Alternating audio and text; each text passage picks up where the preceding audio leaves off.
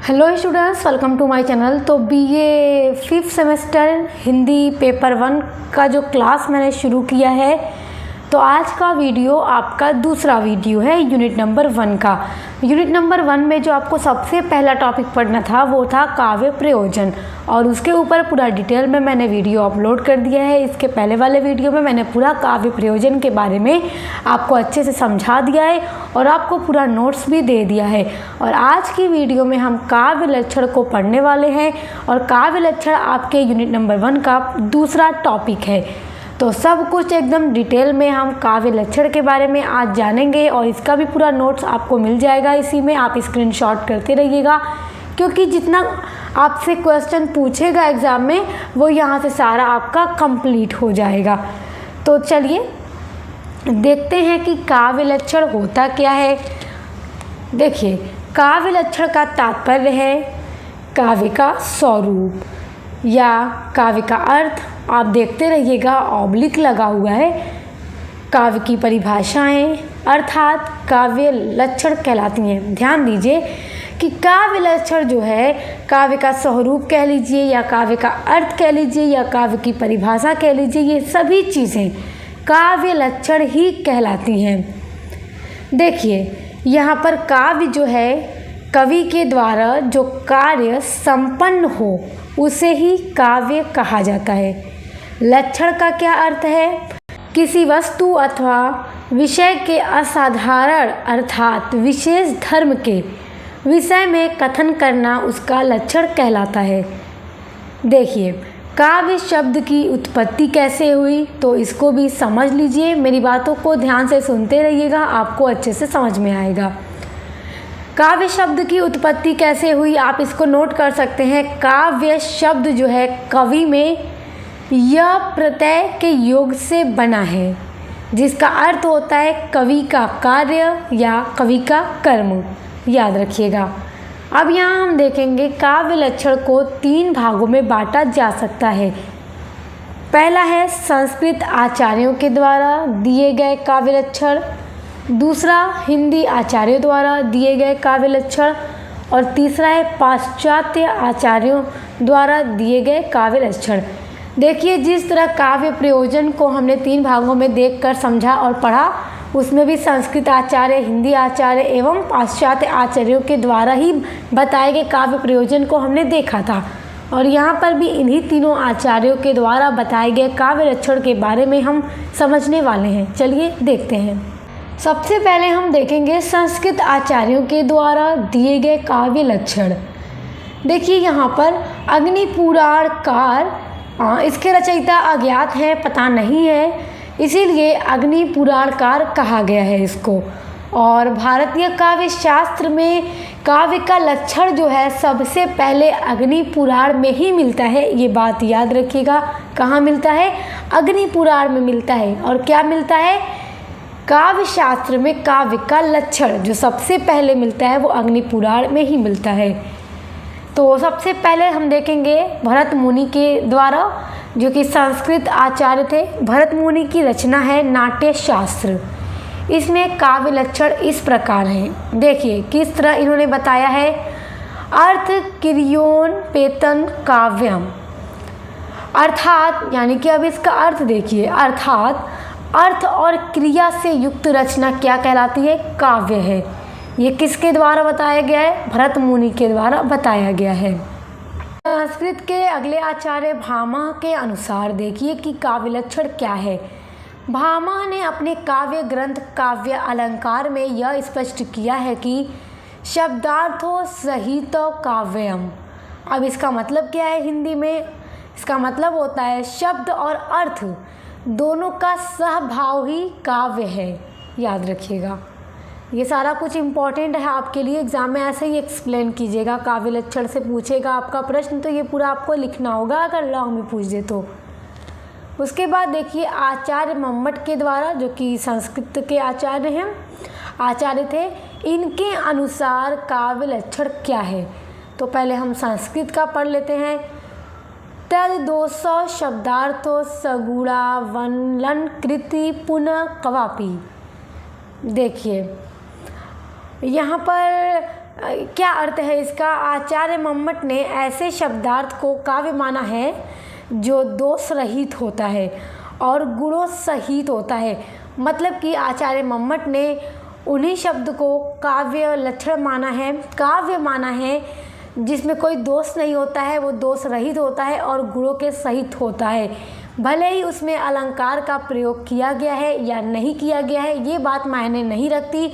बस जो दोष रहित होता है और गुण सहित होता है तो आचार्य मम्मट के अनुसार वह क्या है? काव्य लक्षण है, याद रखिएगा। देखिए यहाँ पे काव्य प्रकाश आचार्य मम्मट का ग्रंथ है, नोट कर लीजिए। इसी ग्रंथ में उन्होंने काव्य लक्षण के बारे में एक्सप्लेन किया है।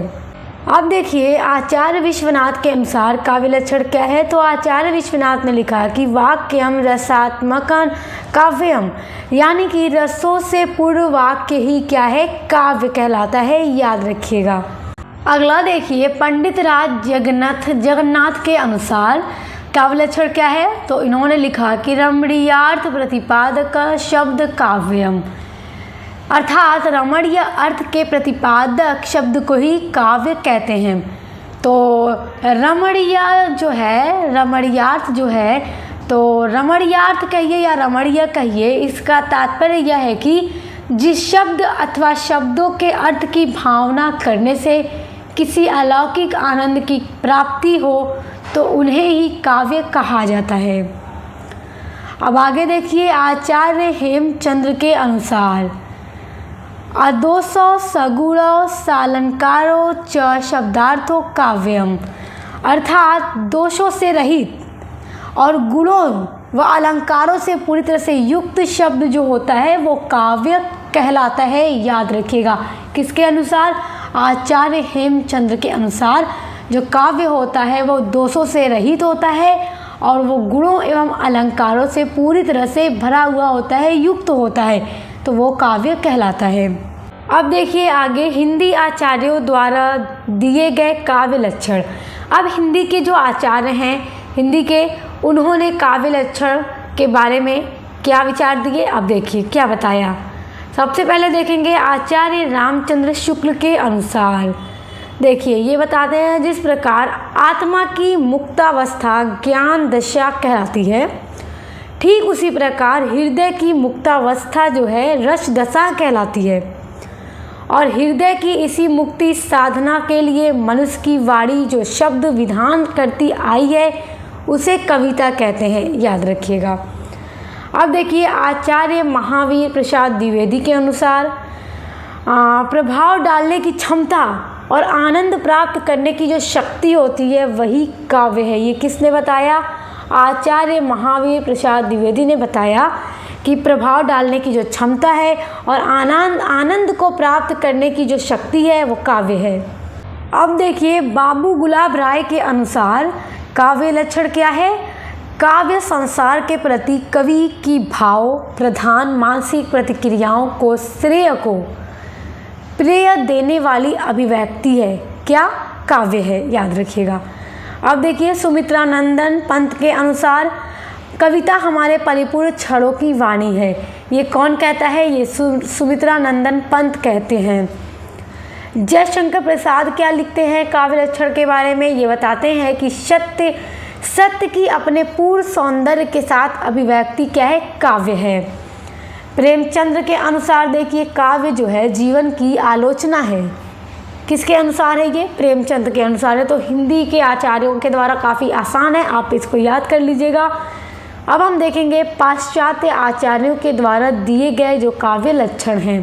तो सबसे पहले मैथ्यू अर्नोल्ड का देखते हैं। मैथ्यू अर्नोल्ड लिखते हैं कि poetry is at bottom A criticism of life. Hindi में इसका अर्थ है कि कविता अपने मूल रूप में जीवन की आलोचना है, याद रखिए। उसके बाद ड्राइडन के द्वारा देखिए इन्होंने लिखा कि poetry is articulate music. Hindi में क्या होगा कि अर्थात कविता जो है सुस्पष्ट संगीत है, पूरी तरह से सुस्पष्ट संगीत क्या है? कविता है। किसके द्वारा ये है? ड्राइडन के द्वारा है। कॉलरिज के द्वारा क्या बताया गया कि poetry is the best words in their best order. अर्थात सर्वोत्तम शब्द अपने सर्वोत्तम क्रम में ही क्या है, कविता होती है। अब डॉक्टर जॉनसन के अनुसार देखिए, poetry is the art of uniting pleasure with truth by calling imagination to the help of reason. अर्थात कविता जो है सत्य और आनंद के एकीकरण की कला है, जिसमें विवेक के साथ कल्पना का भी प्रयोग होता है। तो ये क्या होता है, वो कविता होती है। ये किसके द्वारा है, जॉनसन के द्वारा है। अब शैली के अनुसार देखिए, poetry is the record of the best and happiest moments of the happiest and best minds. अर्थात सर्वमुखी और सर्वोत्तम मनों की सर्वोत्तम और सर्वाधिक सुखपूर्ण क्षणों का लेख क्या है, कविता है। यानी कि अच्छे पलों को, सुखी पलों को मतलब लिखना, वो क्या कहलाता है, वो कविता होती है जो आप पढ़ते हो। तो ये किसके द्वारा है, शैली के अनुसार है। तो आई होप आप काव्य लक्षण के बारे में समझ गए होंगे। आप चाहें इसको स्क्रीनशॉट कर लीजिए, आपके लिए ये नोट्स काफ़ी काम आएगा एग्ज़ाम में।